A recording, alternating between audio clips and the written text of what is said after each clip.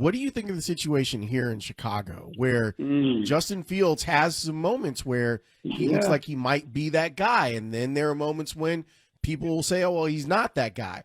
What do you see on tape, and what do you think is next? What needs to be next for him to solidify that? Well, I think consistency, availability. He's only played 9 games. They're a team right now that I like their tight end, Clement. I think he's really good. Maybe I say that because he's from Notre Dame, and I'm Catholic, and I always pull for the players from Notre Dame. But he is a good player, the tight end. And Moore's a really good player. Foreman and Johnson do a nice job out of the backfield. And the quarterback's very talented. There's no doubt about that. You see it in flashes. The question I've always asked when you get a quarterback like this, similar to Jalen Hurts, right, that has the ability to extend plays with his legs, what type of offense are you going to run? What I've seen, and I've said this, when Mike McCarthy took over the play calling in Dallas, everybody questioned that. And I kind of laughed. I go, really? Okay. And I said earlier, this will be good for Dak. He's the play caller. Because he'll set him up for success. He will call plays to his strengths. He will run an offense where this guy can be successful, right? Dak's having a pretty good year. A lot of this, and I'm not always on the play caller, but what are you asking the guy to do? In Philadelphia right now, Jalen Hurts is struggling on offense. Last year, they lose 2 coordinators on offense and defense. That offense right now is hard to watch at times. There's no flow to it, right? Has a lot to do with how you call plays, who's the quarterback. And we lose sight of that sometimes, because the quarterback's such a position where you look at the numbers and you look at this and that. But how do you make the guy successful? That's what I've always said. What are you going to do in your structure to massage your offense where this guy can really go? So, look, I watch Chicago from afar.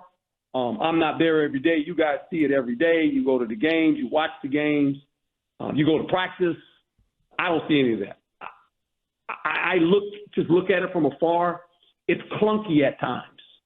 It's clunky, right? And so how do you fix that? They'll have to figure that out. When you say clunky, what do you mean? How do you describe that from a coaching standpoint? There's no flow. Like I watch Philly now. Sometimes it's RPO, and then the next series it's like, okay, well now we're going to drop back and hold the ball all day. It's like, well, look, I'm not knocking coaches. Your eyes don't lie. I've always told people, listen to your eyes. What are you looking at? What does it look like? And you don't have to be an expert football person, but if you just look at it, you go, why does it stall out here and then they do this here? There's got to be a flow to it, and it has a lot to do with the quarterback. And it always starts in the first series or 2. When you watch the San Francisco 49ers, now you can say, well, hey, look, they got all these great players. Well, stop. Yeah, they got great players. Everybody, Chicago has some good players as well. The Eagles have good players. But when you watch the San Francisco 49ers, the first series, they just methodically go right down the field. It's like, wow, they're great. Okay, you know what? When Miami is humming, the Dolphins, and Tyreek Hill is in the lineup. You beat me to it. I was gonna go right there. You talk about the eye test. I'm like, I see there is one offense with that guy, and there is something else without him. That is correct, and that's why people are saying, why is he the MVP? That's why he should be considered an MVP candidate. Because when that guy's on the sideline, that whole offense it looked like, what are they doing now? Right? And so what I'm saying is, you guys can see, how do you go a series where you go, wow, that was really a good series? And then the next series you go, is the same guys playing? Why does it look like that? People always say, well, their defense just adjusted. Well, guess what? Offense can adjust too. You actually play with the ball. You dictate the terms of the game because you play with the ball, not the defense. So It's just interesting. Look, I think he's a talented player. They got a big decision to make, and I get it. There's some excellent quarterbacks coming out. Money has a lot to do with that position. Are you willing to say, hey, we're all in and this is our guy going forward? Or do we go get a young guy and say, we're going to cross our fingers and say, maybe we got the right guy? And if you don't, then you got 3 years of trying to figure it out, and that's probably more losing football with a young quarterback that doesn't live up to the expectations you like. Herm, what were your feelings towards Jaden Daniels winning the Heisman, and how do you project him into the pros? I enjoyed it. I really did, and I enjoyed the maturity of him. I had him for 3 years. I talked to Jaden once a week. He called me after games. We talked. I think he reminds me, and you guys will remember this because you went back to my era, a lot of Randall Cunningham.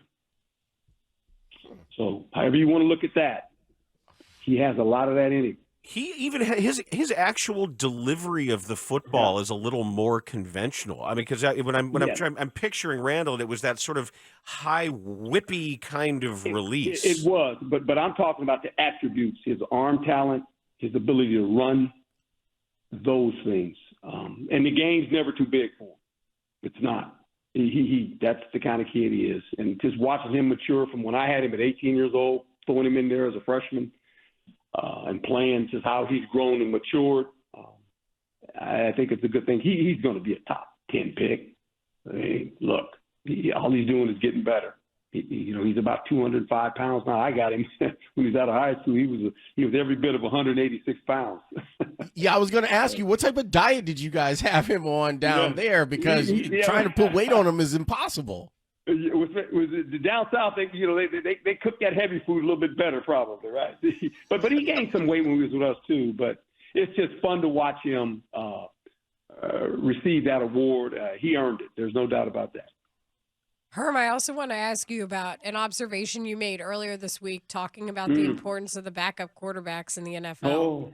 Oh boy! And you wondering out loud about how GMs are going to approach this moving forward, given who's playing right now. What do you think? Yeah, that's critical. As much as you want to get the starter, look, half the league is playing with the second quarterback. Some people are playing with the third quarterback. The Cleveland Browns are playing with Joe Flacco. They dusted the old car you leave in the garage and you don't take it out till Sunday. They asked him to come out, man, because why don't you go play for us? And that's going to be critical. And I think the guy, whoever that guy is, he needs to have some experience and a guy that doesn't need a lot of reps, and he can run the offense, right? I mean, that's going to be particular, or the play caller has to realize the guy I got, okay, he does this a little bit better than the starter. This is his strength. I gotta run that with him, and then that's the key. I mean, you're gonna have to, get a guy that fits the mold. He might be different than your other guy. That's what you got to ask. If he's the same guy, if it's the same attributes, is he a little bit different? It'll be interesting. But now that guy becomes big, the backup quarterback. And before, backup quarterbacks, they didn't play a whole lot back in the league when it was a running league, and you didn't expose him in much because you didn't go back 40 times to throw it, right? Now, you go back 40 times, that guy's getting hit. Some of these guys are athletic. You allow them to run, they get hit, and they get hurt. I mean, look at Deshaun Watson. I mean, right? I mean, he's in and out. I mean, so there's guys, and so you better have a plan. You better have a second guy. The league finally figured it out and said, you know what? We need 3 of them. We need 3 of them on the roster game day. 3, not 2, 3. Because when you run out of them, boy, it's really bad. Yeah, the problem, though, that I wondered how teams are going to figure this out is balancing the old salt that's seen it all, that somebody like Flacco who's ready for anything and knows every hot read and knows your playbook, and balance with the actual desire to play. And obviously you can pay a guy a lot of money, and we saw it here. I remember when Chris Chandler was 30-some years old and had to come into a game, and he looked like they asked him to put his pitching wedge down because he was practicing somewhere. Oh, fine, I guess I will. And some of these young and hungry kids, like we saw with Tyson Bagent here, or what we're seeing with Tommy DeVito, how do you balance the experience and the value of that extra coaching mind with someone who really can't wait to get out there? Yeah, and you make a great point. Who gives you the best chance to win, right? And the uniqueness of it now is the fact that you can keep 3 quarterbacks. So you can keep a younger guy. You just got to decide, is the younger guy number 2 or number 3? So you can keep the old experienced guy. He's the old car, drive until Sunday, and just say, hey, man, he doesn't need any reps. I can get the second guy all the reps I need to get and get him ready if my number 1 guy goes down, right? I can get him reps. The Sunday car driver, the old vet, just on Sundays, he's good. He can just go in the game, right? So you can do it that way if you want. Herm, I always like to ask football players about guaranteed money in other sports. Oh, boy. When you saw the Shohei Ohtani contract, how'd you feel? You know what? I'm always happy for players. I am. Football's always, and you guys know this, always been behind the 8 ball. There's never been guaranteed contracts. One thing about the owners in the National Football League, I give them credit for this. Those 32 guys, now Cleveland kind of went out there and screwed them up. But they've always said in the National Football League, we're not fully guaranteeing contracts. And you know what? They've stuck to it. And people will say, well, that's collusion. Yeah, and everybody knows it. And they really don't care because that's what they're doing.